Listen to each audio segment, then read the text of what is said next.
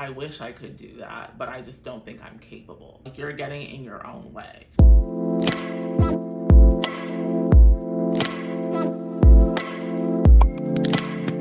Hey friends, it's Ollie. Welcome back to my channel. If you're new here, thank you so much for tuning in. And if you're a returner, thank you for coming back. So today we're going to be talking about how to become your own dream girl, how to enter your dream girl era per se, and essentially how to start executing on all the things you dream about doing. So grab a drink, grab a little snack, and let's get into the video.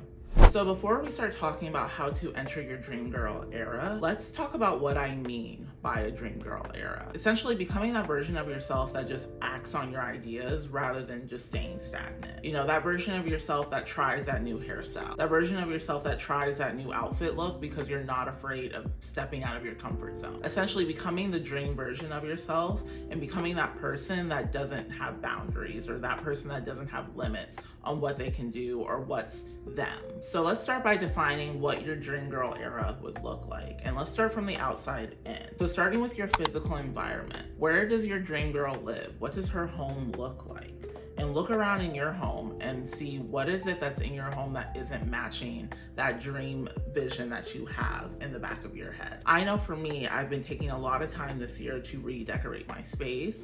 I've been living in the same apartment for almost 3 or 4 years now, and I realized that I started to dislike my home because I wasn't putting any love into it. And for some people, your physical environment might mean that you don't like the city that you live in, or you don't like the suburb that you live in. That might keep you from doing things that you might want to do with your home because you're kind of thinking, well, I'm not going to be here for too long, so I'm not going to put much time or effort into this space. I might move next week or whatever the case might be. But at the same time, you're not too happy in your home.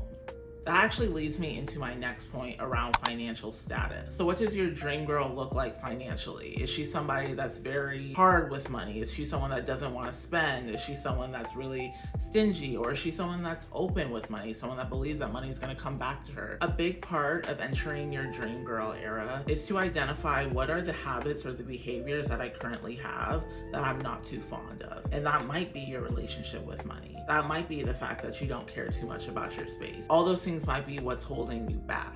Now that we're off of the outside stuff, let's talk about our physical appearance. The way you look on the outside sometimes does reflect the way you feel on the inside. So does your dream girl, is she someone that never does her hair? Someone that never gets dressed up? Someone that's wearing clothes that are tattered and have holes in them? Or is your dream girl someone that typically has her hair done? Typically it looks put together, whether that's in a full like blown out outfit or just in a two-piece athletic set. Are her nails manicured? Or does she have short nails? Like, what does your dream girl look like, and what is the gap between what you look like right now and what she looks like? And I can use myself as an example. I have been taking a very big effort to improve my hair, and I hope you guys see it. I hope y'all are looking at me and being like, her hair looks good. But I feel like that's one thing that historically I never cared too much about. As much as I like hair, I think because I know how to do hair, I didn't always care about how my hair looked, because in my head I was like, well, if I really wanted to do it, I would do it, and I just don't feel like it right now. In reality, it was affecting the way I felt about myself. The fact that I felt self-conscious about my hair was keeping me in the house. It made me not want to do things because I felt like, oh, my hair's not done. So thinking about those things in your appearance that you're not crazy about and you want to change is going to help you enter that dream girl era. Okay, now let's take it inside the body. So what does your dream girl look like in terms of physical health? What does your physical health look like now versus how you want it to look? And again, I'm going to use myself as an example. One thing about me, you guys, I never talk to you about things I haven't either done or I'm doing. So this is something like an exercise I basically went through last year. And right now, because of it, I am trying to get back into long distance running. I have never in my entire life been a long distance runner. I used to play 3 sports and I still was a bad runner. Like, I was so committed to being a bad runner because it just was like, I don't enjoy it. I don't think it's fun. I don't like it. But now I've realized that the dream version of Ollie is someone that goes on runs. I want to be someone that goes on a run 1 or 2 times a week. I want to be someone that enjoys running outside. I think that's something that I've always looked at as I wish I could do this, but I was limiting myself, saying, well, I'm not a runner. You know, I would say things like that I don't do that. And I would completely put it off. low key, I wish I could do that, but I just don't think I'm capable. So what is it that you kind of wish you could do, but you're thinking, I'm not capable of this? You're frankly limiting yourself with your mind to say that I'm not able to do. And find that gap and determine what it is that you want to be in terms of your dream girl and her physical health. We're gonna create a plan of how you're gonna get there. And the last thing, which I think ties everything together beautifully, is your mindset, your habits, your routines. What does your dream girl look like in terms of mindset? Is she someone that's super positive? Is she someone that can bring up the room? You know, is she someone that makes everyone really like feel inspired and feel like they can hit whatever goal that they're gonna do? Is she someone that's really routine? Someone that like regularly wakes up at 5 a.m. to go to the gym? Is she someone that's really clean? What are the habits and the behaviors that you want to possess in that dream girl era that you don't possess right now? Again, using myself as an example, I am not a clean person. I am not a clean person. I can say that wholeheartedly. I am someone who I tend to be like the tornado that comes through the room. And I had to tell myself, I want to be a cleaner person. I want to have a clean home on a regular basis.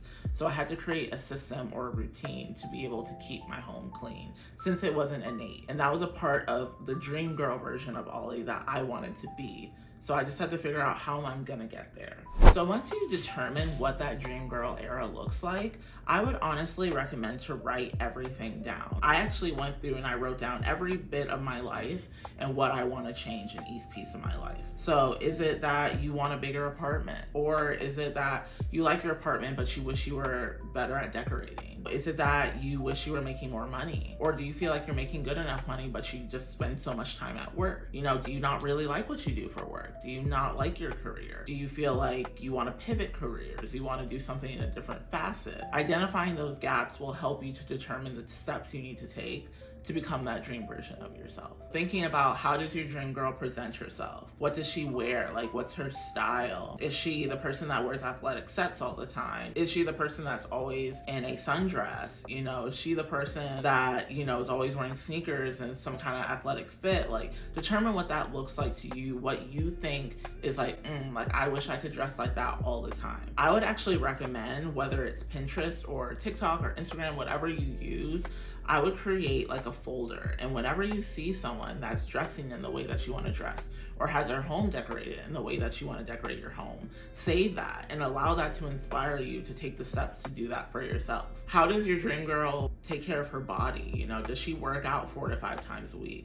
Does she go to Pilates? Does she do a lot of yoga? Does she go for 30-minute walks every day? What does that look like? What do you wish you could do in terms of your physical health that you're not doing right now? And that goes hand in hand with your habits. What kind of routines and systems does your dream girl have in place? Do you go to see a trainer twice a week? You can determine whatever that system looks like for you to keep yourself accountable to how you want to live your life. The key is just to create the system. Which leads me into my final thing, which is creating the system in order to become your dream girl. So we've talked about our home, we've talked about our finances, we've talked about our physical health, our appearance, our mindset, our habits. The key to actually becoming the version of yourself that you really want to be is to create a system in order to keep yourself accountable. If you tell yourself, hey, I'm going to start running every single day, and there's no system around keeping yourself accountable, probably after a week you're going to give up. You're going to stop because there's nothing to keep you accountable. So whether it's, hey, I'm going to go running with my friend every Wednesday